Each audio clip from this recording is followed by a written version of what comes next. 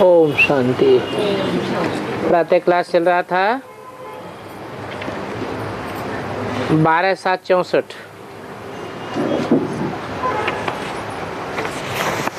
पहले पेज के अंत में बात चल रही थी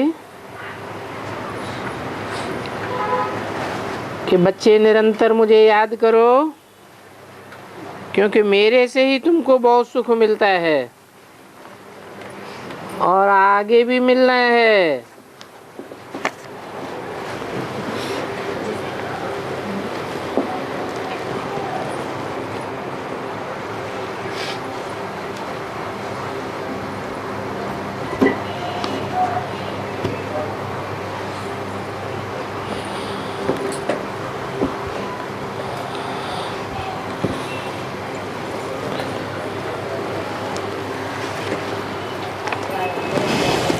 वो आशुक माशुक याद करते हैं, वो तो अल्पकाल का सुख मिलता है, और मेरे से तो तुमको सदा काल का सुख मिलता है। उन आशुक माशुक का भी आपस में बहुत लब रहता है।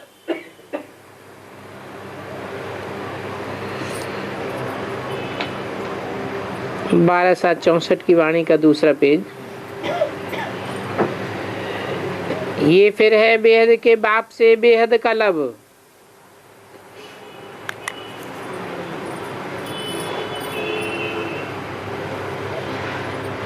बेहद का प्यार है, और ये बेहद का प्यार एक में रहता है। बच्चे जानते हैं कि इनका कोई शारीरिक नाम नहीं है,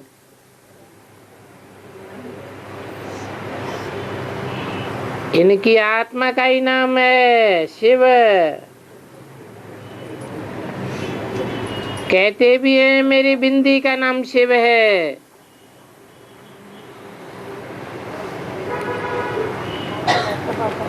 विष्णु के तो दो रूप हैं, लक्ष्मी नारायण, जो पुनर्जन्म में आते हैं, पूरे 84 जन्म लेते हैं।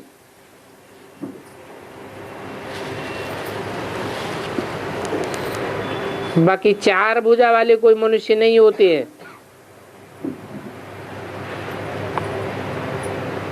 तो जरूर लक्ष्मी नारायण की डायनेस्टी चली होगी।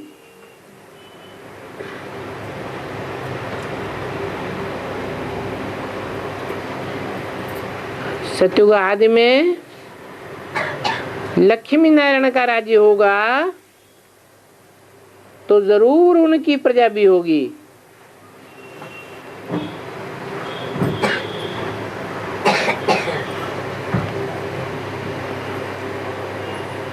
बुद्धि भी कहती है कि सत्युग आदि में इतने होंगे,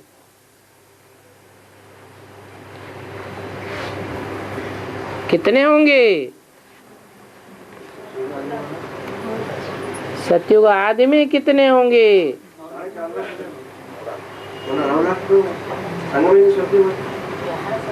9 लाख संगम युगी सत्युग में? नहीं, पहले 9 लाख है, लेकिन स्वर्णिम संगम जो है वो उसमें 4.5 लाख होता है। जो आदि करते हैं सत्युगी दुनिया की, वो लक्ष्मी नारायण है, नर से नारायण बनने वाले।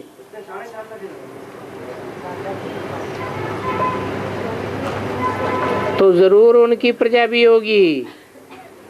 यथा राजा तथा प्रजा। फिर बाद में वृद्धि होती जाती है। सत्युग आदि में लक्ष्मी नारायण का राज्य था। बरोबर जमुना के कंठे पर राधे कृष्ण की राजधानी थी। ये गंगा यमुना आदि तो बहुत नदियां हैं।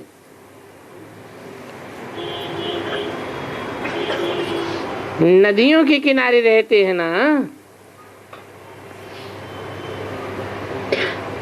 ये जो दिखाते हैं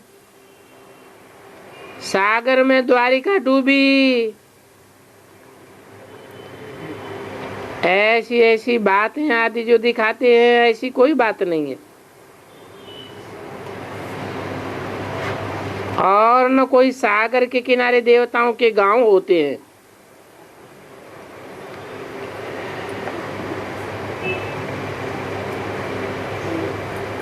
ये बॉम्बे थोड़ी ही होगी।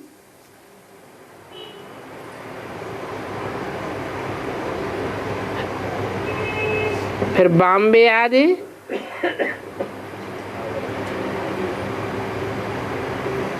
पुर्तगीजों आदि को मिलेगी, भले बाद में छोड़ जाते हैं तो भी उन्हों के साथ लव रहता है।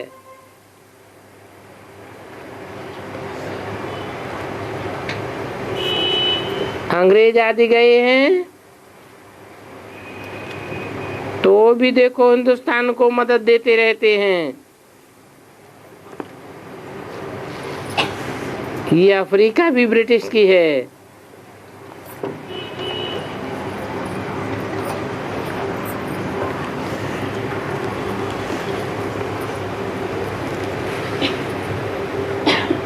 तो वो मदद देते रहते हैं। आपस में उन्हों का लव है,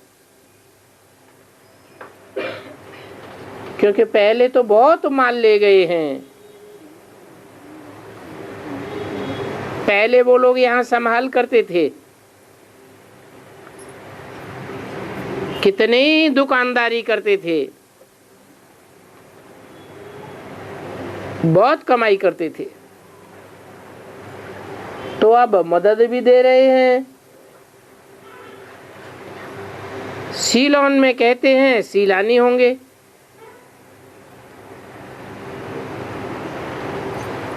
वो भी बाहर वालों को भगाते रहते हैं। परंतु भारत में तो हिंदू मुसलमान दोनों पुराने रहते आए हैं। और ये मुसलमान है पुराने दुश्मन।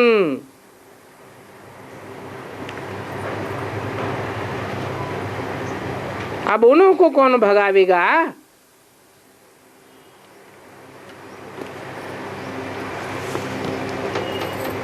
यवनों और कौरवों की तो लड़ाई है। पहले तो हम भी कौरव थे, अभी पंडा बाप आया है तो पांडव बने हैं। शास्त्रों में दिखाते हैं कि भाई भाई हैं। अभी हम तो अलग हो पड़े। कहा भी जाता है अंधे की औलाद अंधे और सोझरे की औलाद सोझरे।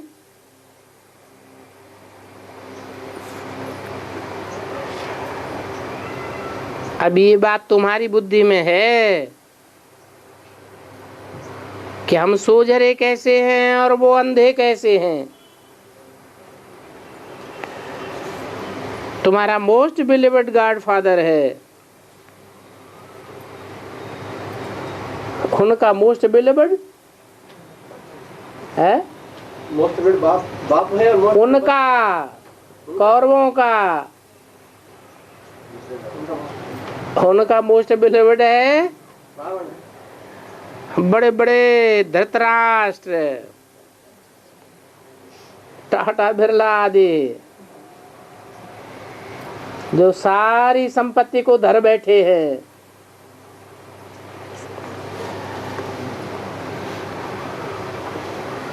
क्राइस्ट को फादर नहीं कहेंगे।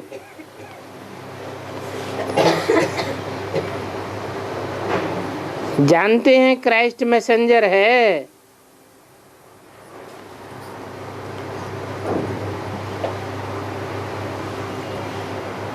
मैसेज देने वाला है। परमपिता परमात्मा ने इनको भेजा है।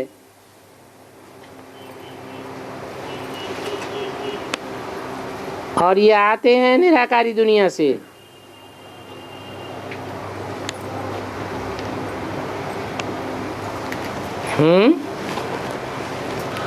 निराकारी दुनिया में, परम धाम में वहाँ कोई भेजने वाला बैठा हुआ है क्या? नहीं बाबा, फिर जिसका जब पाठ होता है वो तो करते हैं परम धाम से। तो क्यों बोला?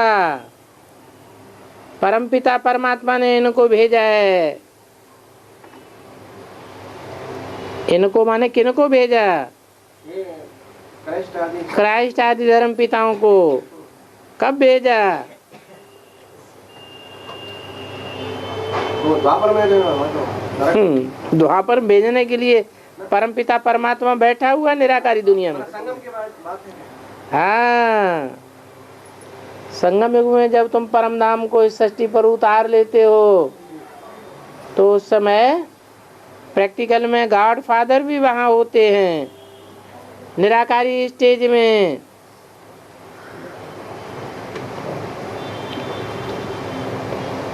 तो क्राइस्ट आदि को फादर नहीं समझेंगे, प्रीसेप्टर समझते हैं। परंतु हिंदुओं को तो ये भी पता नहीं कि हिंदू धर्म कब और किसने स्थापन किया।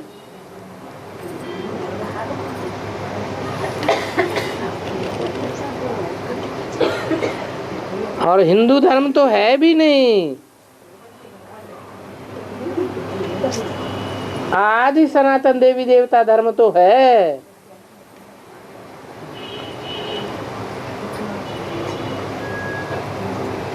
आदमशुमारी में हमसे अगर कोई पूछे तो हम कहेंगे कि हम ब्राह्मण हैं इस समय के, हम कोई हिंदू थोड़े ही हैं। हम तो ब्रह्मा की औलाद असल ब्राह्मण हैं। इस समय हम हैं ही ब्रह्मा मुखवंशावली ब्राह्मण। परंतु बल तुम उनको ब्राह्मण धर्म का सुनावेंगे, वो फिर भी तुमको हिंदू में डाल देंगे।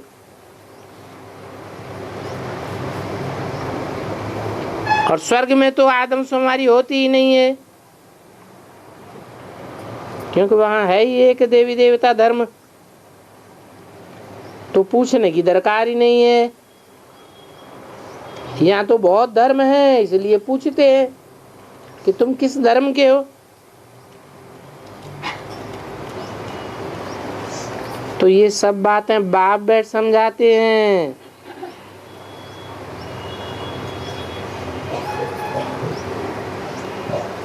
बुद्धि से बाप को याद करना है। वो बाप है ही निराकार, और इनका एक ही नाम है। क्या नाम है? इनकी बिंदी का नाम शिव है। लक्ष्मी नारायण तो 84 जन्म ले अनेक नाम धरावेंगे। ये ब्रह्मा विष्णु शंकर के भी आकारी चित्र देखने में आते हैं। अब कोई बतावे कि शिव का चित्र कहाँ है?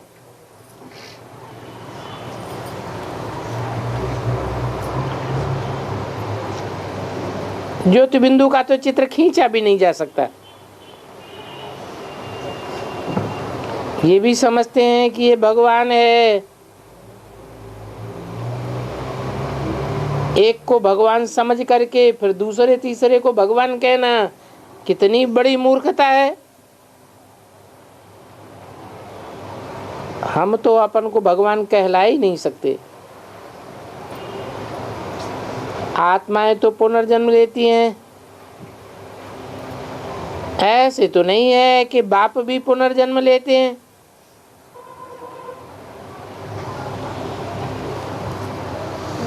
पुनर्जन्म विष्णु के 2 रूप लक्ष्मी नारायण लेते हैं। अभी तुम तीनों लोगों को जानते हो।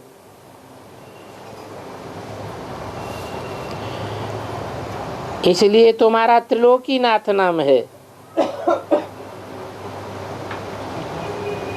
जानने वाले ही नाथ होते हैं, क्योंकि तुमको अब त्रिलोकी का ज्ञान है। तुम ब्राह्मण ही जानते हो और कोई भी नहीं जान सकते। ये कृष्ण भी त्रिलोकीनाथ नहीं है। क्यों नहीं है?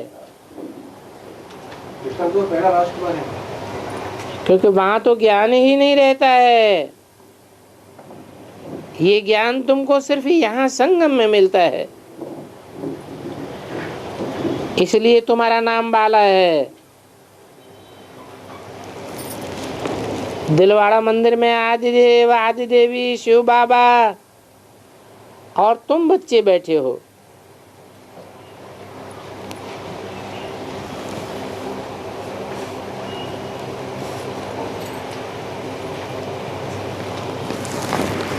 कौन है आदिदेव? कौन है आदि देवी? और फिर दिलवाड़ा मंदिर में कौन है शिव बाबा?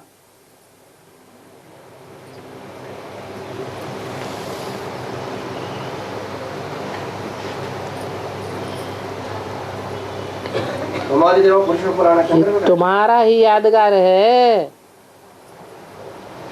क्योंकि तुम अभी सर्विस करते हो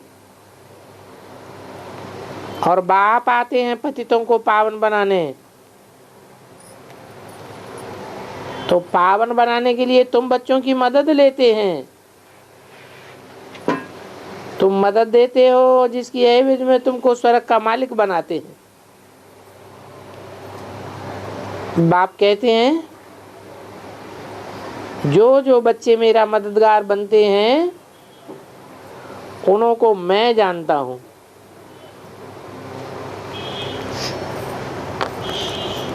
ये तो कोई भी समझ सकते हैं, क्योंकि स्टूडेंट सब एक जैसे नहीं होते हैं। बाबा की ये दुकान मनुष्य को देवता बनाने की फिर नंबर वार है। महारथियों का सेंटर जरूर अच्छा चलता होगा। समझेंगे अच्छे सेल्समैन है शिव बाबा के। सब शिव बाबा की दुकान है। तुम अविनाशी ज्ञान रत्नों का व्यापार करते हो। बाकी धंधों में तो सब झूठ बोलते रहते हैं।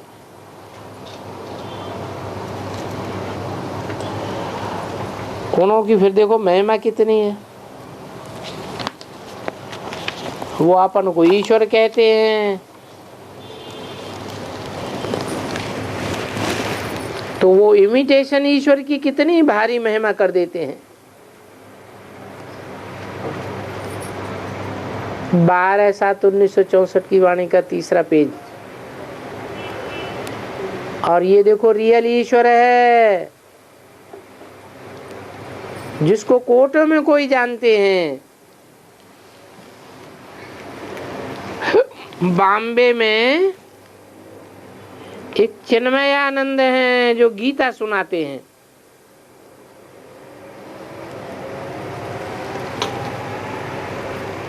उनका कितना मान है। यहाँ देखो बाप कितना साधारण है। तो देखो उन मान मर्तबा लेने वालों में और बाप में कितना फर्क है। ये सच और झूठ का फर्क है।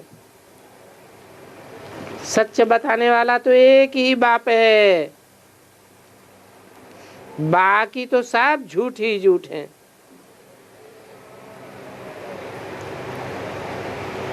और बड़े से बड़ा झूठ बोलने वाले हैं ये गुरु लोग।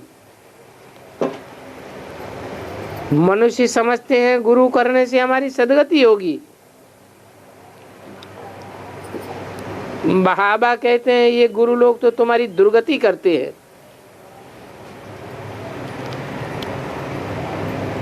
ये उन गुरुओं की मत है, मानो माया रावण की मत है। ये माया तुमको बुलाए देती है,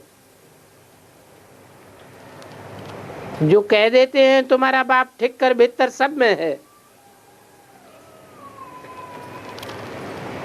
आसुरी मत कहते हैं, कह देते हैं तुम्हारा बाप श्रीमत देने वाला परमपिता परमात्मा सर्वव्यापी है। अरे श्रेष्ठ ते श्रेष्ठ तो कोई एक ही होगा ना, सब श्रेष्ठ मत कैसे दे सकेंगे। आगे तो बेअंत कहते थे। रावण कौन है, कब से आए हैं, ये भी कोई नहीं जानते हैं। रावण को वो शास्त्रवादी लोग त्रेता में ले गए हैं और कृष्ण को द्वापर में ले आते हैं।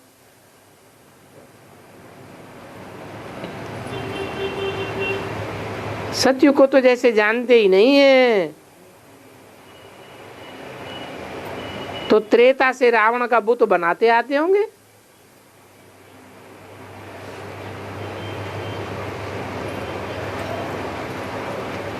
कैसे है? रावण का बुत त्रेता से कैसे बनता होगा? द्वापर से बनाते आते होंगे या त्रेता से बनाते आते होंगे? तो शास्त्र मतलब त्रेता में बनाया बाबा, तो होता है। रावण का बुत, रावण की मूर्ति। अच्छा, चैतन्य मूर्ति कहाँ बनती है? रावण माना क्या? तो ब्रह्मा। रावण माने जो गिराने वाला हो, रावण माने जो रुलाने वाला हो।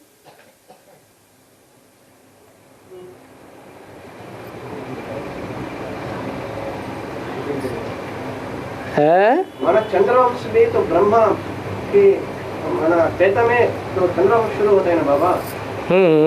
शुरू होने की बात नहीं बताई, न शुरू होने की बात बताई, न मध्य होने की बात बताई।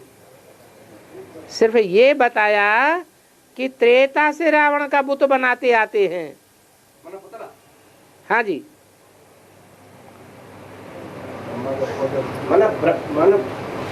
शूटिंग का पीरियड बाबा, शूटिंग पीरियड में होगा तो प्रैक्टिकल में भी होगा। तो बाबा शूटिंग पीरियड में राम सीता होते हैं या नहीं होते हैं? शूटिंग पीरियड में राम सीता होते हैं।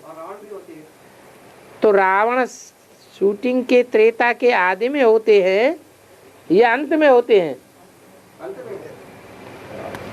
त्रेता के अंत में ही गिरती कला वाले आते हैं गिराने के लिए। इसलिए बोला कि त्रेता से रावण का बुत बनाते आते होंगे। वैसे वहां रावण की तो बात ही नहीं उठ सकती। कहाँ? त्रेता के अंत में रावण की बात नहीं है, न मध्य में न आदि में। हाँ, त्रेता युगी परंपराओं को, जो सैमी स्वर्ग की परंपराएं हैं, उनको गिराने वाले त्रेता के अंत में पैदा हो जाते हैं।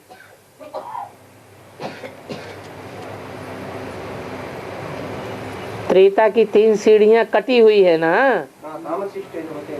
हाँ, तो सब यहाँ की बातें हैं। ये तो एक गपोड़ा मार दिया है शास्त्रों में। ये शास्त्र तो झूठे हैं। कोई को समझाओ तो कहते हैं ये तो ब्रह्मा कुमार कुमारियों की कल्पना है। अब बच्चों को तो समझाया गया है, पॉइंट्स निकालते हैं, उदाहरण करने हैं। जहां भी हो पॉइंट्स मांग करके भी पढ़नी चाहिए। ऐसे नहीं कि हमको तो फुर्सत ही नहीं है। अरे गॉडली स्टूडेंट कहे कि हमको फुर्सत नहीं है तो उनको क्या कहेंगे? गॉड की नॉलेज पढ़ने की फुर्सत नहीं है तो क्या डॉगली नॉलेज की फुर्सत है?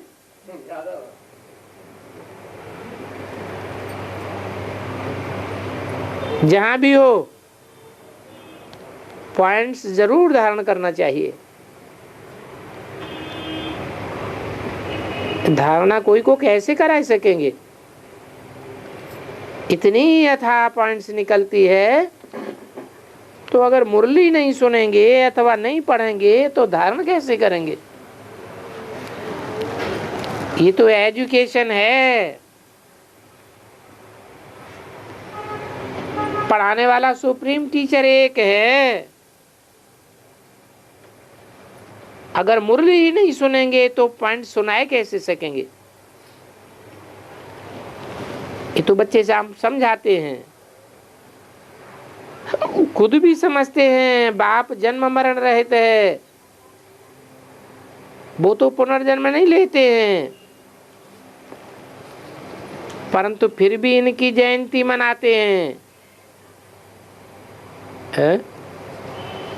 ऐसे क्यों? पुनर्जन्म नहीं लेते फिर भी उनकी जयंती क्यों मनाते हैं? मनानी चाहिए। अरे बाप जो पुनर्जन्म नहीं लेते हैं वो कौन सा बाप है? शिवलिंग है या ज्योतिर्बिंदु है? तो शंकर तो कभी भी पुनर्जन्म नहीं आते हैं। शंकर की तो यहाँ बात ही नहीं हो रही। यहाँ किसकी बात हो रही? यहाँ तो आत्माओं के बाप की बात हो रही। जो शिव भी जो पुनर्जन्म नहीं लेते हैं वो कौन सा बाप है? शिव बाप है। फिर उनकी पुनर्जन्म उनकी जयंती मनानी चाहिए क्या? माना वो जब तक साकार में न प्रवेश है तब तक वो जड़ है। ना बाबा, तब तक उनकी जयंती मनानी चाहिए। जब जन्म लेते ही नहीं है। प्रत्यक्ष माना बाबा, प्रत्यक्ष जन्म आत्माएं लेती है या भगवान भी जन्म मरण के चक्र में आता है? तो नहीं आता है बाबा। नहीं आता है तो जब नहीं आता है तो उनकी जयंती भी नहीं मनानी चाहिए। तो भक्ति मार्ग में क्या मनाते हैं? भक्ति मार्ग में महाशिवरात्रि मनाते हैं, जयंती नहीं मनाते हैं।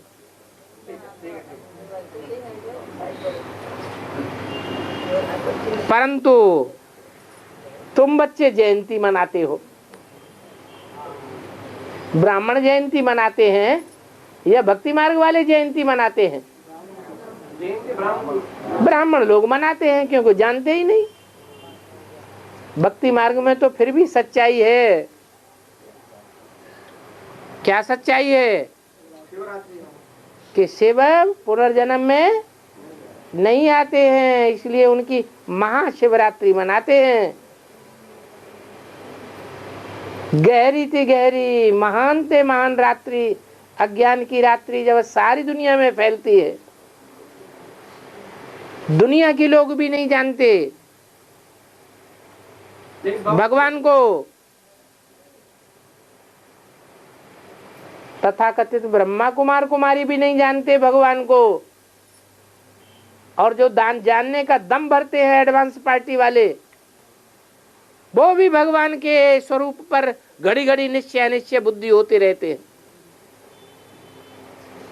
आखिरी में ऐसा टाइम आता है कि सब भगवान को भूल जाते हैं, सब अज्ञान अंधकार में डूब जाते हैं। तब तब महाशिवरात्रि होती है। वो महान अज्ञान अंधकार की रात्रि ही कल्याणकारी रात्रि साबित हो जाती है। लेकिन बाबा ये बोलते हैं ना, तो कृष्ण जयंती, वो जयंती को कोई वैल्यू नहीं है, वो गौरी जैसे शिव जयंती को सब सारा महिमा उनका है, शिव जयंती धूमधाम से मनाना है, बोलता है ना। जिसमें प्रवेश करते हैं उसकी प्रत्यक्षता की बात है। अरे निराकार को तो सारी दुनिया जानती है, मानती है। कोई धर्म का ऐसा व्यक्ति है जो निराकार को ही नहीं मानता हो? नहीं है कोई। फिर उनकी प्रत्यक्षता की बात नहीं है। बाबा मतलब जब शंकर शिव समान बनते हैं उनका जयंती है ना बाबा, शंकर शिव समान बनते हैं। वो पुनर्जन्म में आता है या नहीं आता है? नहीं आता है। शंकर नहीं आता है, लेकिन शंकर का नाम रूप जिनके द्वारा प्रत्यक्ष होता है वो आत्माएं जो शंकर कही जाती है, शंकरन का पार्ट बजाती हैं, उनमें कोई आत्माएं हैं जो जन्म मरण के चक्र में आती है? नहीं आती। शिव नहीं आते ना बाबा, शिव नहीं आता है। बाकी ब्रह्मा और बाकी राम वाली आत्मा प्रजापिता, वो तो जन्म मरण के चक्र में आते हैं ना। अभी तो शिव जयंती को भी खत्म कर देते हैं। अभी माने कभी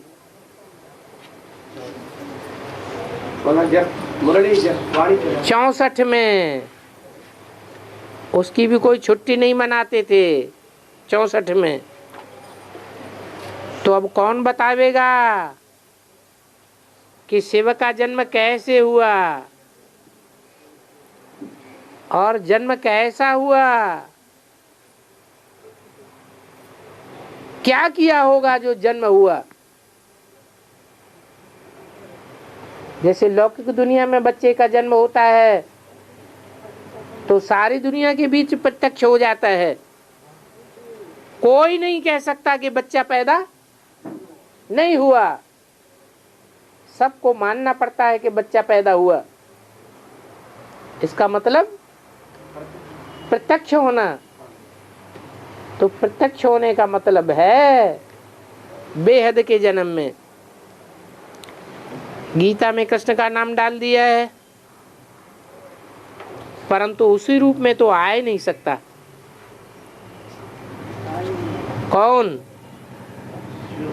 भगवान जो है वो सतयुग के 16 कला संपूर्ण, सर्वगुण संपन्न, संपूर्ण है, अहिंसक, निर्विकारी, मर्यादा पुरुषोत्तम स्वरूप में नहीं आ सकता।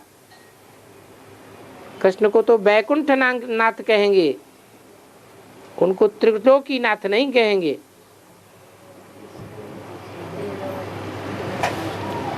तो बैकुंठ अथवा स्वर्ग यहाँ ही था, कृष्ण भी यहाँ था। राधे कृष्ण के महल में आती थी, फिर इनके साथ लव हो गया।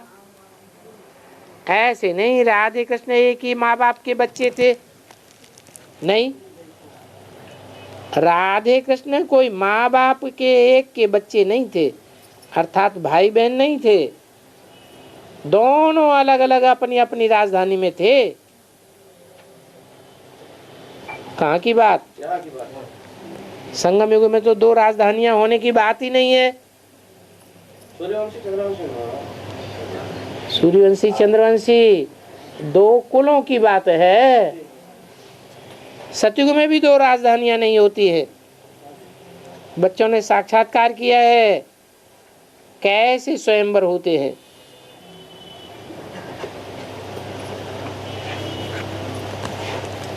ये स्वयंवर की प्रथा कहाँ से परंपरा पड़ी?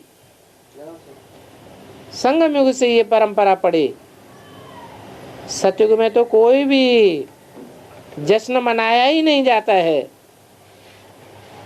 बाबा ने शुरू में तुमको बहुत बहलाया, अकेले ही अंदर भट्टी में पड़े थे, कोई मित्र संबंधी आदि नहीं थे, तो बाबा ने बहुत बहलाया। फिर भी पिछाड़ी में तुम लोग बहुत देखेंगे, समझेंगे कि हम जैसे बैकुंठ में बैठे हैं, दुनिया तो नरक में पड़ी पड़ी हाय हाय कर रही है। आफतों के समय मनुष्य बहुत हैरान होते हैं।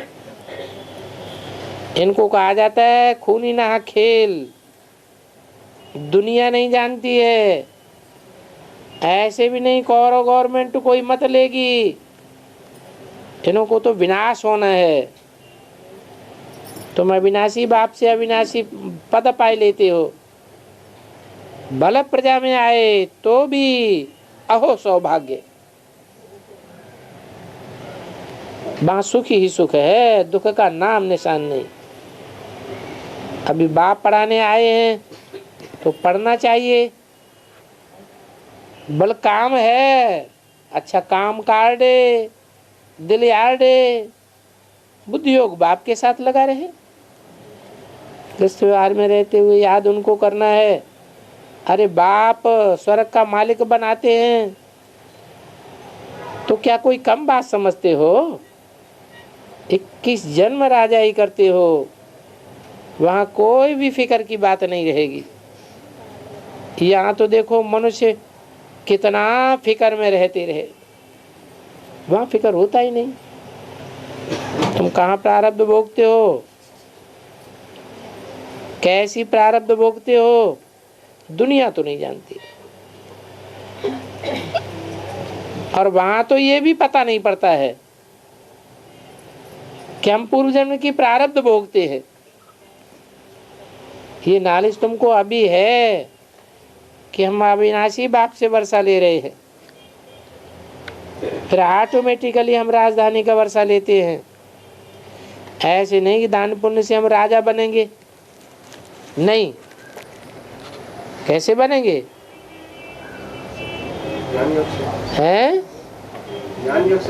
हाँ, दान पुण्य से राजा बनते हैं भक्ति मार्ग में। यहाँ तो हम पुरुषार्थ से राजा बनते हैं, तो हमारी वहाँ भविष्य में प्रारब्ध बन जाती है। तो कितना पुरुषार्थ करना चाहिए जिससे 21 जन्मों की प्रारब्ध बन जाए। वहाँ पुरुषार्थ प्रारब्ध की बात ही नहीं होती। वहाँ कोई अप्राप्त वस्तु ही नहीं जिसके लिए पुरुषार्थ करना पड़े। हाँ, तो सब धनवान हैं। यहाँ मनुष्य पढ़ते हैं कि जज बने, डॉक्टर बने। वहाँ तो न जज होते हैं न डॉक्टर होते हैं। वहाँ कोई पाप करते ही नहीं जो जज, डॉक्टर और वकील बने। वहाँ कोई चोर चकार नहीं होगा। तुम सारे विश्व के मालिक बनेंगे। कोई बात कि वहां परवाह ही नहीं रहती है।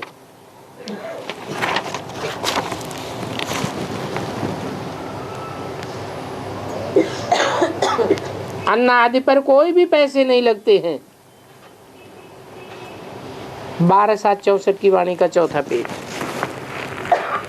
यहाँ भी बाबा के होते 8-10 आने अनाज तब मिलता था, तो उससे पहले तो जाने क्या हाल हुआ होगा। अभी तो देखो कितनी महंगाई हो गई है, और आगे चल करके कितनी महंगाई और भी बढ़ेगी। बढ़ते बढ़ते फिर अंत में सस्ताई हो जाएगी। अभी देखो सोना देखने को ही नहीं मिलता।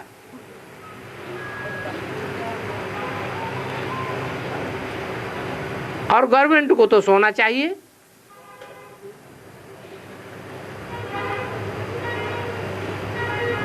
अगर बाप से राय लेवे तो बाप उनको राय बता सकते हैं। अभी तुम तो जानते हो बाप की राय के अनुसार तुमको सब कुछ मिलना है। इन क्रिश्चियंस की मदद से तुमको राजधानी मिलनी है। दिखाते भी हैं, 2 बंदर लड़ते हैं, माखन तुमको मिल जाता है। दुनिया थोड़ी जानती है कि तुमको पढ़ाने वाला कौन है। तुमको पढ़ाने वाला गुप्त वेश में आया हुआ है। तुमको 1 सेकंड में बैकुंठ की राजधानी दे देते हैं। एक कहानी भी है, सुधा खुदा दोस्त। ये महिमा उन खुदा दोस्त की है जो ठक्का करने से बैकुंठ के द्वार खुल जाते हैं। गाते भी हैं, तुमेव माता च पिता, तुमेव बंधु च सखा। सेकंड में दिव्य दृष्टि दे और बैकुंठ का रास करने लग पड़ते हो। मनुष्य लोग फिर जादू समझ करके बिगड़ पड़ते हैं। अब है तो जादूगर। कृष्ण कोई जादूगर सौदागर नहीं था, ये तो बाप है। सौदा देते हैं कख पर लेकर के, रिटर्न में देखो क्या देते हैं।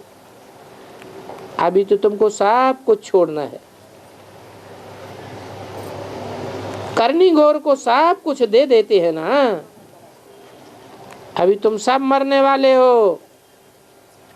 जितना अपना बैग इंश्योर करना हो उतना कर लो। यह प्रत्यक्ष फल का साक्षात्कार होता है। तुम अभी गॉड फादर के स्टूडेंट्स हो, प्रिंसेस बनने वाले हो।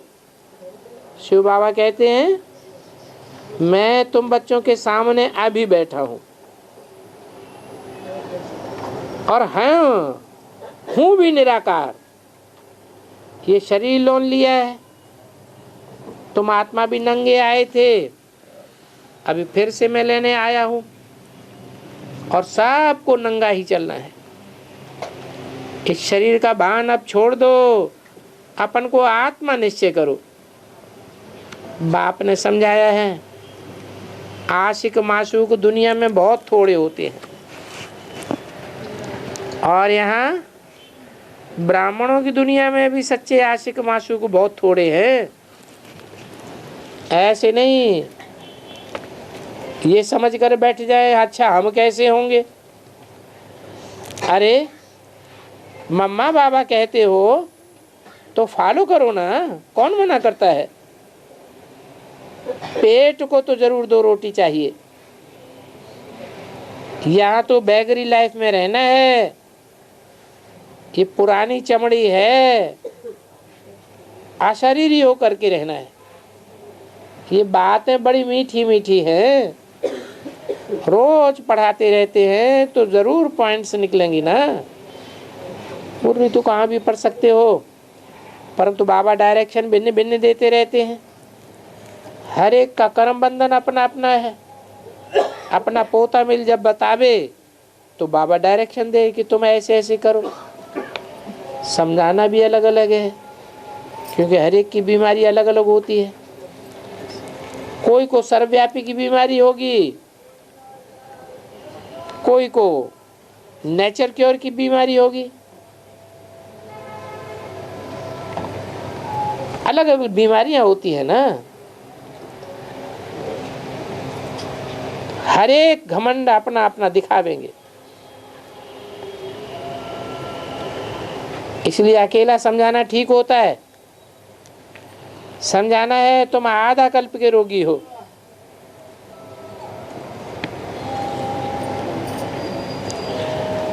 इसलिए अलग अलग नब्ज देखनी पड़ती है।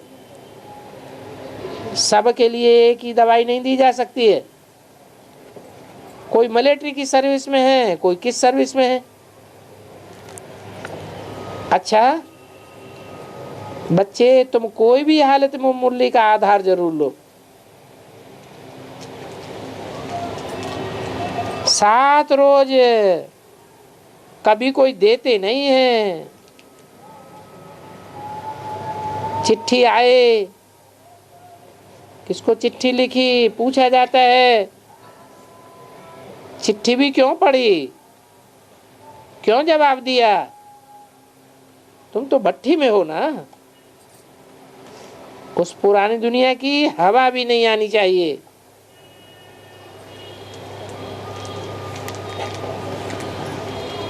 तो रात को भी यहाँ नहीं रह सकते।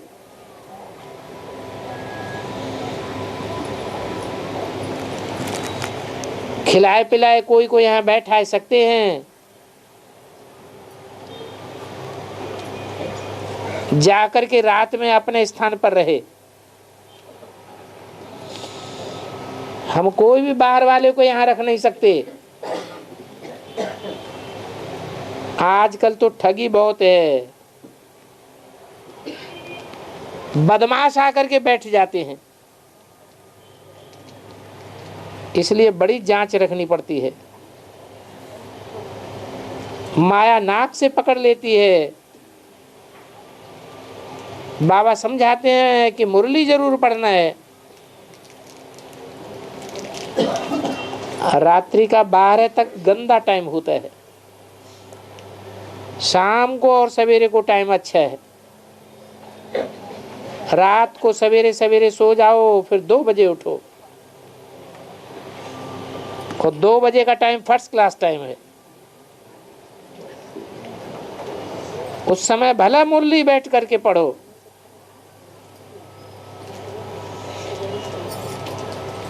रात को 12 बजे तक अक्सर सोते हैं। अच्छा 3-4 बजे उठ जाओ। कैसे बच्चियां छुपा छुपा करके भी मुरली पढ़ती हैं। पति लोग मुरली भी पढ़ने नहीं देते हैं। मुरली देखते ही फाड़ डालते हैं। उनके लिए तो बिख ही है उनके माई बाप का वर्षा। जैसे अमली अमल बिगड़ रह नहीं सकता है। आजकल फिर कहते हैं बिख जहर मूत बिगड़ नहीं रह सकते। नानक ने भी कहा है मूत पलीती कपड़ धोते। यहाँ तुमको मिलता है विनाशी ज्ञान रत्नों का वर्षा, जिससे तुम 21 जन्म के लिए सदा सुखी बनते हो। तो उसके लिए खूब पुरुषार्थ करना चाहिए। अच्छा, माता पिता बाप दादा का, मीठी मीठी मम्मा का, सिकिल ज्ञान सितारों प्रति याद प्यार। ओम शांति।